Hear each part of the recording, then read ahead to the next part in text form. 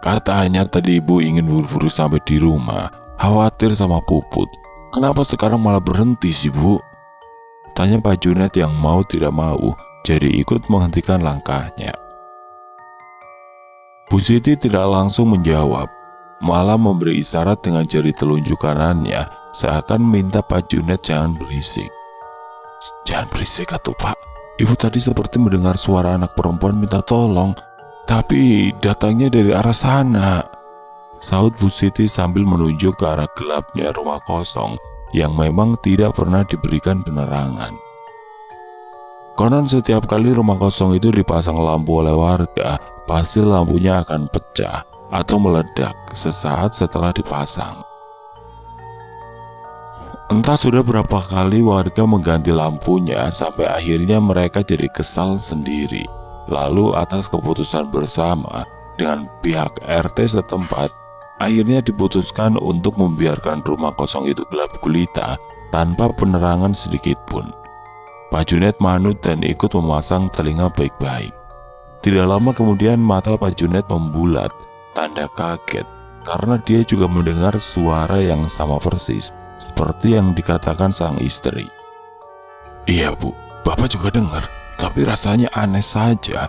Jam segini masa ada perempuan masih berkeliaran? Apalagi semua orang juga tahu kalau tengah malam areal rumah kosong ini jarang sekali dilewati warga. Tandas Pak Junet. Bu Siti mengangguk membenarkan ucapan suaminya. Pak Junet memegang bahu Bu Siti, memberi isyarat agar mereka berdua mengabaikan suara yang tadi mereka dengar, lalu melanjutkan perjalanan. Namun baru saja Bu Siti dan Pak Junet melangkah, tiba-tiba sebuah suara perempuan mengagetkan mereka.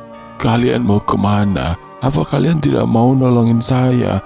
Tolong cabut gunting yang masih menempel di badan saya, seru sebuah suara halus anak perempuan. Bu Siti dan Pak Junet membalikan badan masing-masing ke arah datangnya suara. Astagfirullah. Bu Siti dan Pak Junet kompak mengucapkan istighfar. Bu Siti kaget dan buru-buru menutup mulutnya dengan tangan agar jangan sampai teriak karena kaget. Pak Junet segera memeluk tubuh sang istri yang bergetar hebat. Tepat di belakang mereka sudah berdiri sesosok anak perempuan, rambut aut-autan, badan bersimbah darah, dengan sebuah gunting yang masih tertancap di perutnya. Tidak lama kemudian sosok itu terbang ke atas, melewati tubuh suami istri yang kini saling berangkulan tersebut. Setelah memastikan sosok anak perempuan yang tadi mengganggu mereka sudah tidak ada, Pak Junet melepaskan rangkulannya dari sang istri.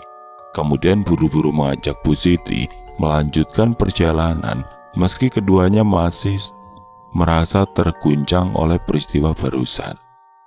Seminggu yang lalu, Aini seorang gadis berusia 17 tahun yang berwajah cantik dan bertubuh ramping jadi kembang desa di kampungnya.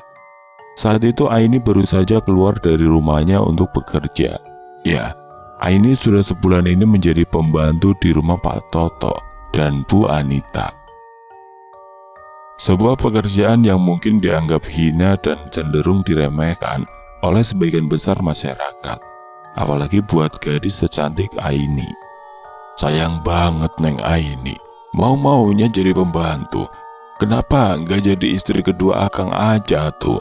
Akang jamin Neng Aini bakal hidup enak dan terjamin, kata Pak Fauzan, seorang juragan cengkeh yang terkenal kaya raya.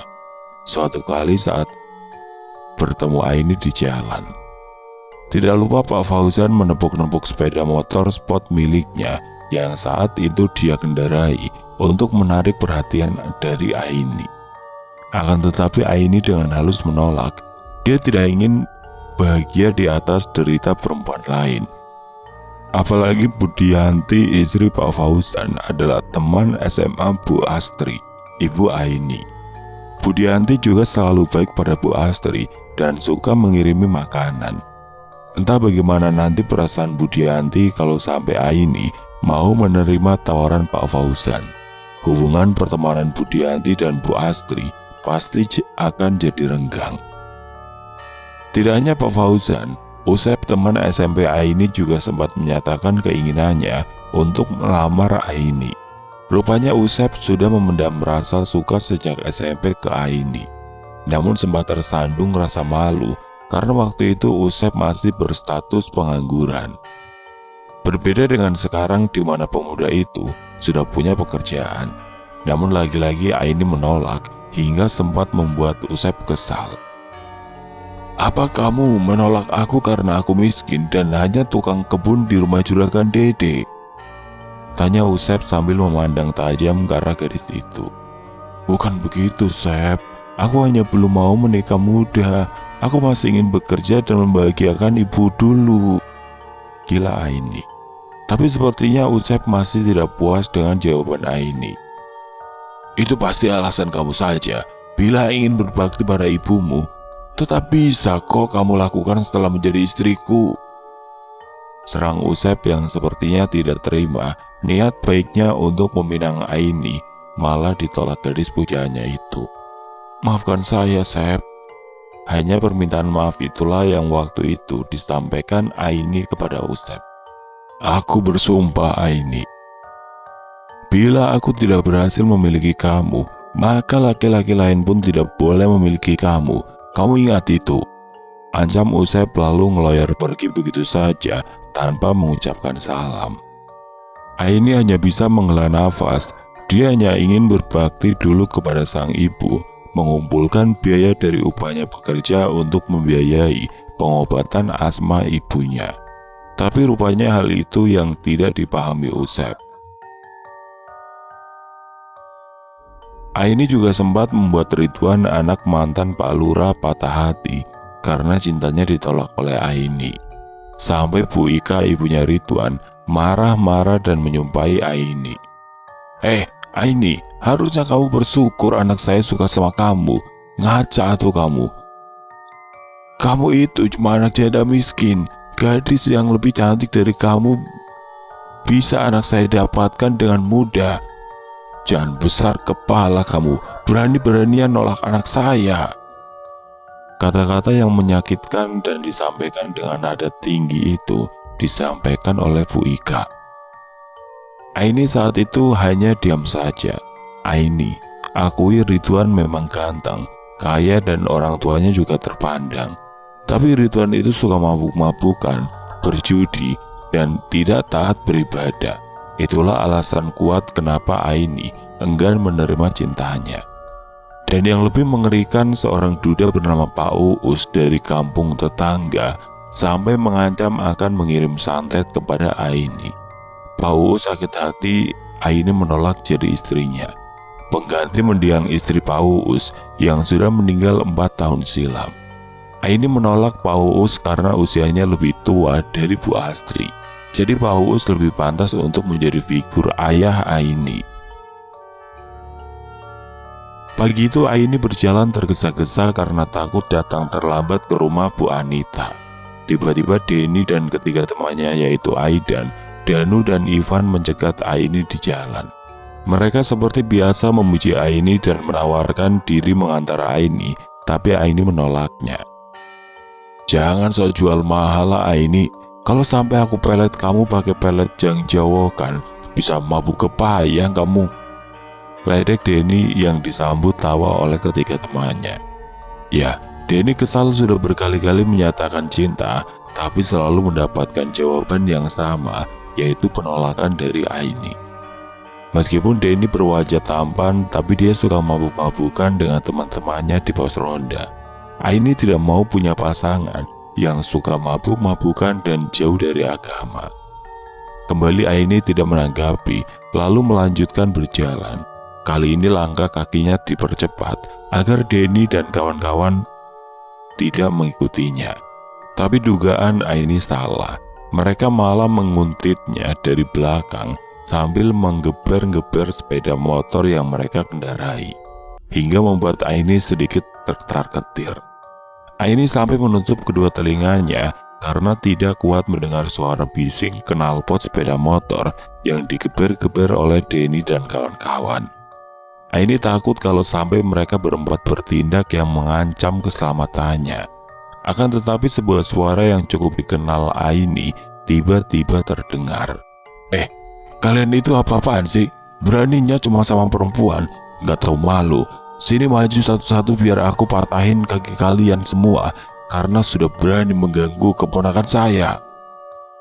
Ya, itu adalah suara Mang Rano, paman Aini yang dikenal jago bela diri dan selama ini selalu berperan sebagai pengganti figur seorang ayah yang sudah lama hilang dari hidup Aini. Denny dan kawan-kawan yang tahu siapa Mang Rano segera memutar balik sepeda motor mereka ke arah yang berlawanan.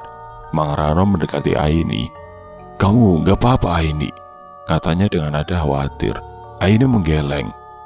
"Terima kasih banyak Mang," kata Aini.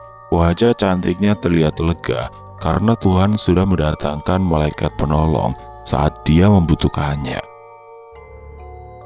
Pria telanjang berusia 30 tahun itu hanya manggut-manggut. "Pokoknya kalau ada orang yang berani ganggu kamu, beritahu saya ya," pinta Mang Rano. Aini hanya mengangguk lalu pamit mau melanjutkan perjalanan. Mang Rano sendiri kembali ke kebunnya untuk memanen cengkeh. Di rumah Bu Anita siang itu Aini baru saja selesai memasak sayur lodeh dan pepes ayam ketika Pak Toto majikannya tiba-tiba menghampirinya ke dapur sambil sesekali celingukan ke kiri dan ke kanan. Sepertinya pria berusia 30 tahun itu tidak ingin perbuatannya diketahui Bu Anita istrinya yang sedang hamil tua. "Aini, ayolah, aku mau sekali ini saja, kau turuti mauku. Aku janji akan membelikanmu baju bagus dan perhiasan emas asalkan kamu mau melayaniku," rayu Pak Toto seraya mengusap-ngusap bau Aini. Aini yang sedang membersihkan peralatan dapur yang kotor dengan sopan menepis tangan sang majikan. "Jangan Pak," kata gadis berusia 17 tahun dan berambut panjang sepinggang itu. Tubuh Aini bergetar ketakutan. Ya, karena gadis itu masih sangat polos dan lugu. Tubuhnya belum pernah tersentuh oleh laki-laki manapun karena Aini diajarkan sang ibu untuk menjadi perempuan yang bisa menjaga marwahnya. Bukannya mengurungkan niatnya, Pak Toto malah makin menggebu-gebu nafsunya untuk mencoba menggauli gadis itu. Kecantikan alami yang dimiliki Aini sudah membutakan akal sehat laki-laki itu. "Ayolah Aini, jangan munafik, jangan sok suci. Aku tahu kamu sedang butuh biaya untuk mengobati sakit asma ibumu. Aku janji akan memberi uang berapapun yang kau mau, asal kamu mau melayaniku. Ayolah."